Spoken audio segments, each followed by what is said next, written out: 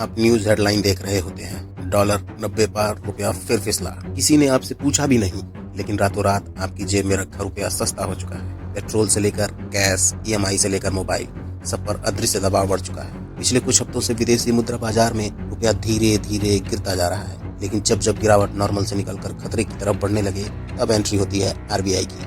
RBI क्या करता है? भारत का सेंट्रल बैंक अपने पास जमा किए गए डॉलर रिजर्व मार्केट में बेचना शुरू करता है। डॉलर पर प्रेशर पड़ा और जो रुपया रिकॉर्ड लो पर पहुंच गया था, उसी दिन अचानक पिछले कई महीने की सबसे बड़ी उछाल मार गया। लेकिन कहानी खत्म नहीं हुई। कुछ ही दिन में ऑफशोर NDF मार्केट और विदेशी डिमांड से डॉलर की भूख फिर बढ़ गई और रुपया दोबारा दबाव में आ गया। मार्केट में सवाल उठने लगा, अगर लंबी दौड़ में रुपया कमजोर ही होना है तो RBI बार बार डॉलर क्यों जला रहा है? यही असली ट्विस्ट है। एक्सपर्ट बताते हैं, RBI रुपया मजबूत नहीं बनाना चाहता, वो सिर्फ अचानक और तेज गिरावट से डरता है। क्योंकि अगर 90 रुपये प्रति डॉलर का लेवल ज्यादा देर तक टिक गया तो तेल, गैस, खाने पीने का सामान, इलेक्ट्रॉनिक्स सब महंगे हो जाएंगे, महंगाई बढ़ेगी और सरकार पर राजनीतिक दबाव भी। मजेदार बात यह है कि खुद RBI भी उलझन में है। एक तरफ वो ब्याज दर कम कर चुका है ताकि कर्ज सस्ता हो, अर्थव्यवस्था को सहारा मिले, लेकिन कम ब्याज दर का मतलब है रुपए पर और प्रेशर। तो RBI एक ही वक्त में दो काम कर रहा है। एक हाथ से लोन सस्ता कर रहा है, दूसरे हाथ से रुपए को गिरने से बचा रहा है। आम आदमी के लिए इसके क्या मायने हैं? अगर आपका बिजनेस इंपोर्ट एक्सपोर्ट से जुड़ा है, आपका लोन, आपकी EMI, आपकी इन्वेस्टमेंट डॉलर रुपए रेट पर निर्भर है, तो ये सिर्फ एक न्यूज स्टोरी नहीं है,